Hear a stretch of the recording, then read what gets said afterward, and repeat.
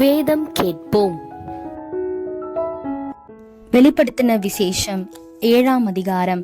இவைகளுக்கு பின்பு பூமியின் 4 திசைகளிலும் 4 தூதர்கள் நின்று, பூமியின் மேலாவது சமுத்திரத்தின் மேலாவது ஒரு மரத்தின் மேலாவது காற்று அடியாதபடிக்கு பூமியின் 4 காற்றுகளையும் பிடித்திருக்க கண்டேன்.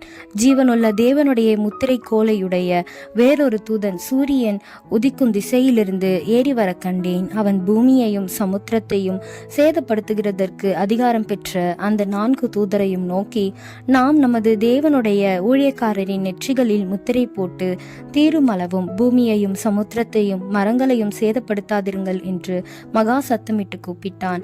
முத்திரை போடப்பட்டவர்களின் தொகையை சொல்ல கேட்டேன். இஸ்ரவேல் புத்திரருடைய சகல கோத்திரங்களிலும் முத்திரை போடப்பட்டவர்கள் 144,000 பேர். யூதா கோத்திரத்தில் முத்திரை போடப்பட்டவர்கள் 12,000 பேர். ரூபன் கோத்திரத்தில் முத்திரை போடப்பட்டவர்கள் 12,000. காத் கோத்திரத்தில் முத்திரை போட்டவர்கள் 12,000. ஆசேர் கோத்திரத்தில் முத்திரை போடப்பட்டவர்கள் 12,000. நப்தலி கோத்திரத்தில் முத்திரை போடப்பட்டவர்கள் 12,000. மனாசே கோத்திரத்தில் முத்திரை போடப்பட்டவர்கள் 12,000. சீமியோன் கோத்திரத்தில் முத்திரை போடப்பட்டவர்கள் 12,000. லேவி கோத்திரத்தில் முத்திரை போடப்பட்டவர்கள் 12,000. இசக்கார் கோத்திரத்தில் முத்திரை போடப்பட்டவர்கள் 12,000.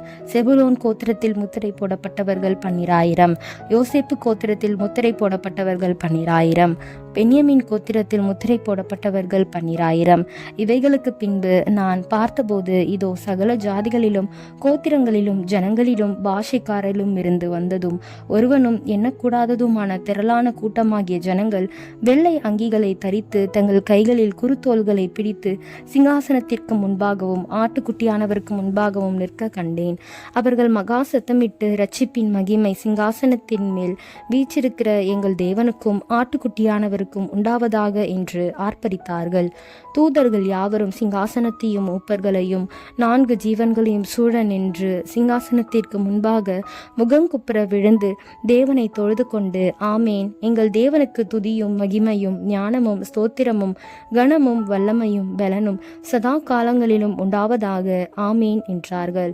அப்பொழுது மூப்பர்களில் ஒருவன் என்னை நோக்கி, வெள்ளை அங்கிகளை தரித்திருக்கிற இவர்கள் யார்? எங்கே இருந்து வந்தவர்கள் என்று கேட்டான். அதற்கு நான், ஆண்டவரே, அது உமக்கே தெரியும் என்றேன். அப்பொழுது அவன், இவர்கள் மிகுந்த உபத்திரவத்திலிருந்து வந்தவர்கள். இவர்கள் தங்கள் அங்கிகளை ஆட்டுக்குட்டியானவருடைய இரத்தத்திலே தோய்த்து வெளுத்தவர்கள் ஆனபடியால் இவர்கள் தேவனுடைய சிங்காசனத்திற்கு முன்பாக இருந்து இரவும் பகலும் அவருடைய ஆலயத்திலே அவரை சேவிக்கிறார்கள். சிங்காசனத்தின் மேல் வீற்றிருக்கிறவர் இவர்களுக்குள்ளே வாசமாயிருப்பார். இவர்கள் இனி பசியடைவதும் இல்லை, இனி தாகம் அடைவதும் இல்லை, வெயிலாவது உஷ்ணமாவது இவர்கள் மேல் படுவதும் இல்லை. சிங்காசனத்தின் மத்தியில் இருக்கிற ஆட்டுக்குட்டியானவரே இவர்களை மேய்த்து இவர்களை ஜீவ தண்ணீருள்ள ஊற்றுகள் அண்டைக்கு நடத்துவார்.